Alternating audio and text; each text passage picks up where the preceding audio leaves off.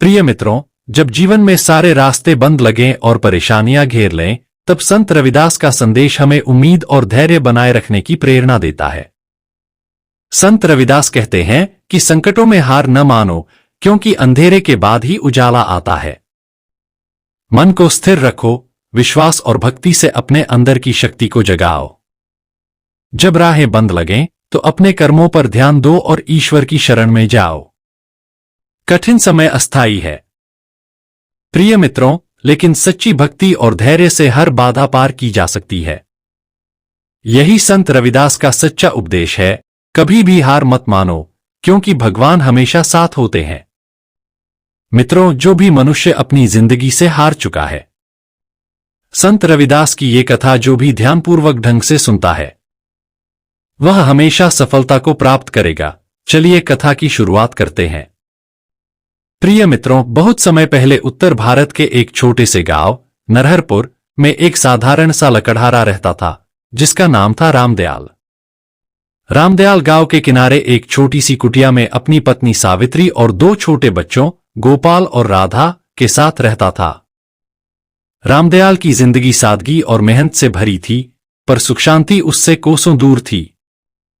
हर सुबह रामदयाल जंगल की ओर निकलता, अपनी पुरानी कुल्हाड़ी कंधे पर रखे और दिन भर पेड़ों को काटकर लकड़ियां इकट्ठा करता। मित्रों, फिर इन्हें बैलगाड़ी पर लादकर शहर के बाजार में बेचने जाता। उसकी मेहनत का फल इतना ही होता कि परिवार का पेट भर सके, और कभी कभी तो वह भी मुश्किल हो जाता। जीवन ने रामदयाल को कभी आसान रास्ता नहीं दिखाया। बचपन में ही उसने अपने पिता को खो दिया था और मां ने मजदूरी करके उसे पाला था। उसकी मां की आखिरी सांसों तक एक ही सीख थी, रामदयाल, मेहनत और ईमानदारी से कभी मुंह मत मोड़ना। उस सीख को रामदयाल ने अपने हृदय में बसा लिया था। पर अब, जब वह खुद एक पिता और पति था, उसे लगने लगा था कि शायद मेहनत और ईमानदारी ही काफी नहीं। कभी सूखा पड़ता तो जंगल की लकड़ियां कम हो जाती।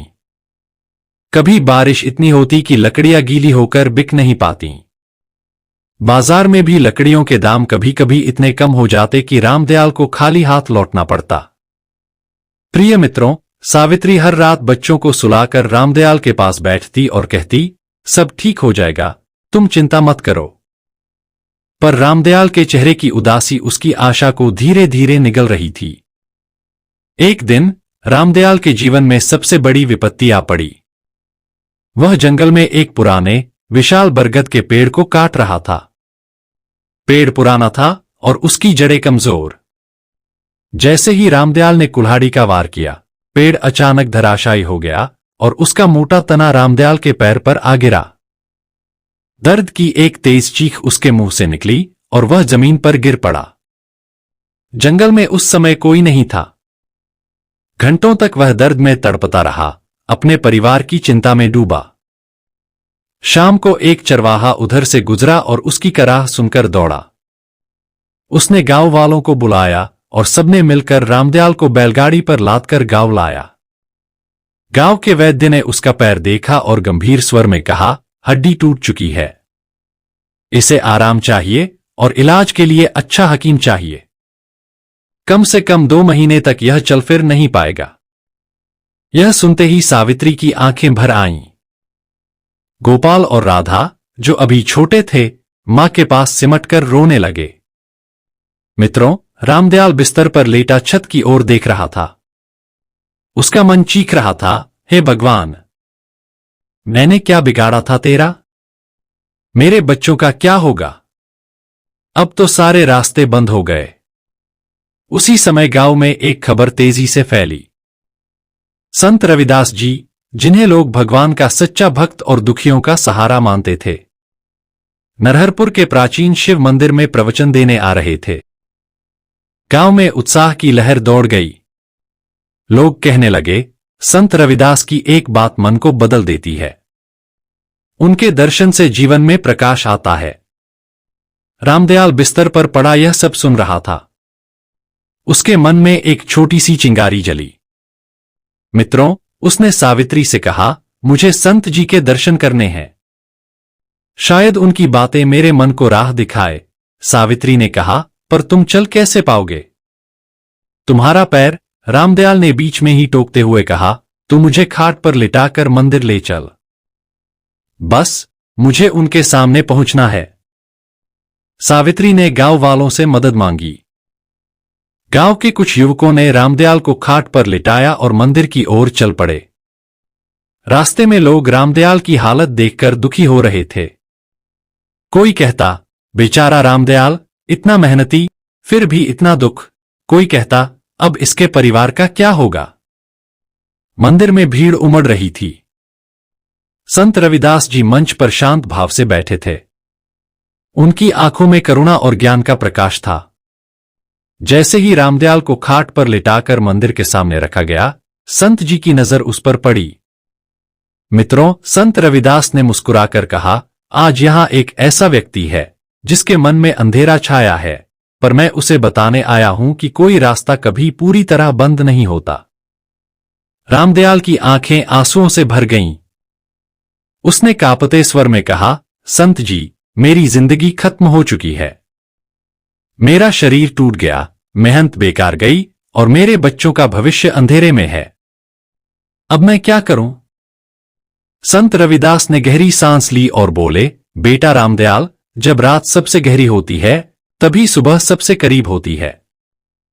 तुम्हारा शरीर टूटा हो सकता है, पर तुम्हारा मन अभी जिंदा है। और जब तक मन जिंदा है तब तक कोई रास्ता बंद नहीं होता।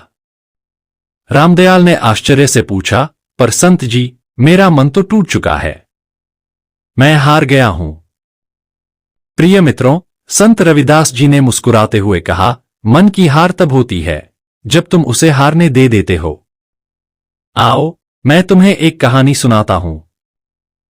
संत रविदास ने सभा में मौजूद सभी लोगों को एक कहानी सुनाते हुए कहा। कई साल पहले एक गांव में उदासी नाम का एक किसान रहता था। वह मेहनती था, पर उसका भाग्य उसका साथ नहीं देता था। एक साल सूखे ने उसकी फसल बर्बाद कर दी। अगले साल बाढ़ ने सब कुछ बहा दिया। उदासी का मन टूट गया। उसने सोचा, अब जीने का कोई मतलब नहीं। एक रात वह नदी के किनारे गया और सोचा कि वह पानी में कूदकर अपनी जिंदगी खत्म कर देगा। पर तभी उसे एक बूढ़ा साधु मिला। साधु ने उसकी आंखों में उदासी देखी और पूछा, बेटा, क्यों इतना निराश है तू? मित्रों, उदासी ने अपनी सारी कहानी सुनाई। साधु ने मुस्कुराकर कहा, मैं तुम्हें एक सवाल देता हूं। अगर कल तुम्हारी जिंदगी बदलने वाली हो तो क्या आज मरना ठीक है? उदासी चुप रहा। साधु ने आगे कहा, जीवन में दुख और सुख आते जाते रहते हैं, पर जो अपने मन को मजबूत रखता है वही असली विजेता बनता है। साधु ने उदासी को सलाह दी कि वह अपनी मेहनत को नए तरीके से आजमाए। उदासी ने घर लौटकर मिट्टी के खिलौने बनाना शुरू किया। वह रात दिन मेहनत करता। धीरे धीरे उसके खिलौने गांव गांव में मशहूर हो गए। एक दिन उसकी कला की खबर राजा तक पहुंची और उसे राज दरबार में बुलाया गया। आज उदासी को लोग मूर्तिकार महोदय के नाम से जानते हैं। प्रिय मित्रों, संत रविदास ने रामदयाल की ओर देखकर कहा, बेटा, उदासी के भीतर जो शक्ति थी वह तुम में भी है। तुम सिर्फ लकड़हारा नहीं हो, तुम्हारे भीतर एक नया रास्ता बनाने की ताकत है। बस अपने मन का दीपक जलाओ। संत रविदास जी की बातें रामदयाल के मन में गूंज रही थीं। उस रात वह खाट पर लेटा सोचता रहा। मैंने हमेशा लकड़ियां काटी, पर क्या मैं लकड़ी से कुछ और नहीं बना सकता? उसने सावित्री से कहा, कल से मैं कुछ नया शुरू करूंगा। अगले दिन रामदयाल ने अपने पुराने औजार निकाले। उसका पैर अभी भी दर्द करता था, पर उसने हिम्मत नहीं हारी। उसने लकड़ी से छोटे छोटे घरेलू सामान बनाना शुरू किया, जैसे चम्मच, छोटी चौकियां, बच्चों के लिए खिलौने और पूजा के लिए लकड़ी की मूर्तियां। सावित्री इन सामानों को गांव और शहर के बाजारों में बेचने जाती। धीरे धीरे लोगों को रामदयाल के बनाए सामान पसंद आने लगे। खासकर उसके बनाए खिलौने बच्चों में बहुत लोकप्रिय हो गए। एक दिन गांव के एक साहूकार ने रामदयाल के काम को देखा और प्रभावित हुआ। उसने कहा, रामदयाल, तुम्हारा हुनर अनमोल है। मैं तुम्हें कुछ पैसे दूंगा ताकि तुम अपना काम बढ़ा सको। मित्रों, साहूकार की मदद से रामदयाल ने एक छोटा सा कारखाना शुरू किया। उसने गांव के कुछ बेरोजगार युवकों को भी काम पर रखा। कुछ महीनों में रामदयाल का जीवन बदल गया। उसका कारखाना अब गांव में मशहूर हो चुका था। लोग उसे रामदयाल कारीगर कहने लगे।